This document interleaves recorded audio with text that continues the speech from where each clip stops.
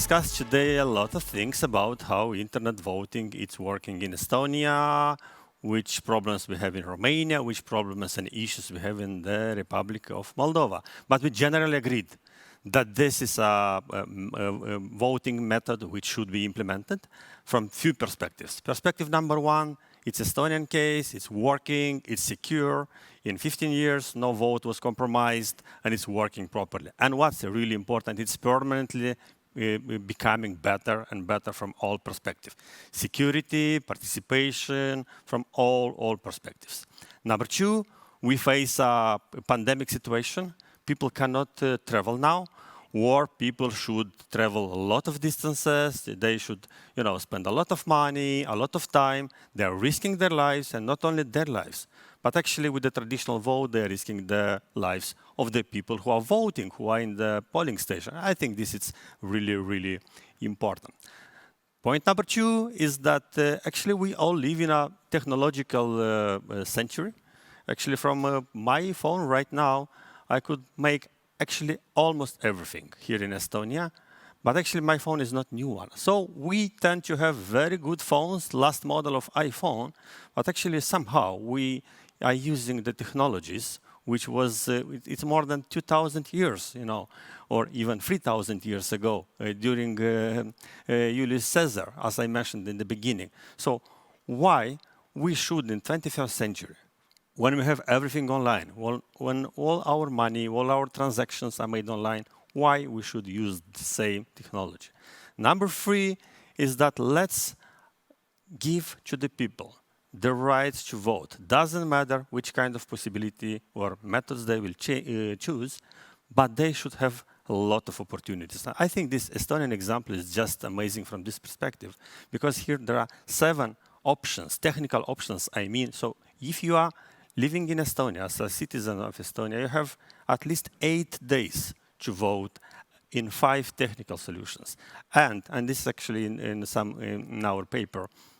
And if you are living abroad, you have at least 9 days in at least 3 technical solutions. So the idea is to give to the people the right to vote and to choose when and how they would like to do it. The next conclusion which I took, it's that e-governance and e-voting and e-voting, call it as you wish, is consisting on 2 words actually. It's mean E like electronic or internet, and the governance or voting. So there are 2 processes which are separated by this small line, but actually they are quite united, because the level of implementation of internet voting is depending on how government works and how governance works, generally speaking. Another conclusion is that it needs a lot of leadership and political will, because as Alexandru and Anna Maria and Lisa just stated, politicians could be big enablers of everything what's mean e-governance. But from another perspective, politicians could be big barriers. So depending which kind of part they will take. So if they will take the leadership, if they will explain to the people, if they put together different stakeholders to create this general idea together with society that, listen, this works, we should solve this problem, because in the end of the day, this is an issue which solves the problem of the people. Another conclusion is everything was mean digital education. So if the society, if the members of society, they are using every day the e-governance solutions, the chances that they will vote online and they will accept this voting online is actually much bigger. Another one is that don't try to rush, don't try to do it very quickly, because otherwise, if just one vote will be compromised in one particular elections, then the entire idea will be compromised. And actually, I think Estonian example is quite good from this perspective, because the idea started in 2002. In 2005 was this constitutional debates in the Supreme Court of Estonia. In 2005, it was just an element of testing in one part of city of Tallinn. And in the first elections, it was only 1.9%. But someone asking the questions in workshop, in the last election, it was 46 and 7% from all people who voted. So this is something which you build gradually. You will not do it in one day. But as sooner you will start to discuss about this, sooner you will implement. Maybe the next one is that I think we don't have to be afraid of this, because from technological point of view, and actually we discussed with a lot of experts, including Alexandru and Lisa and other specialists, from technological point of view, this is doable. Yes, there are problems.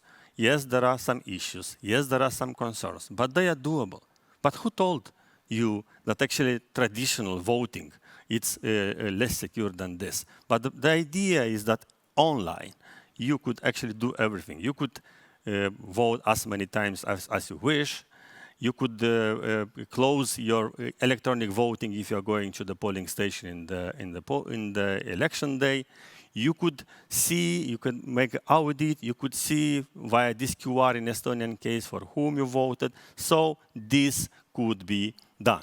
And maybe the last element is just persuasive, that this is not an easy task. This is absolutely clear. This will take a lot of resources, a lot of patience, a lot of efforts, a lot of prices maybe in the beginning, but in the end of the day, this is badly needed solutions for, I think, all the countries, and especially for our countries we speak about. The countries which has huge diasporas, the countries which face these problems that people cannot vote, and actually, this actually is influencing how representative the politicians who are elected are, and what is really important, the basic and the most important, one of the most important rights citizens have, to give them opportunity and possibilities to cast their vote, every one of us, for the better of our countries. So, ladies and gentlemen, we are finishing here our conference. Thank you, everyone.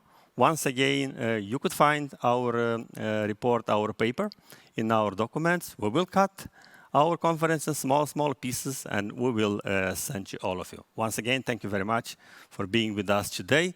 Let's believe and let's be together to develop the concept of internet voting in the Republic of Moldova and Romania, and globally, why not? Thank you.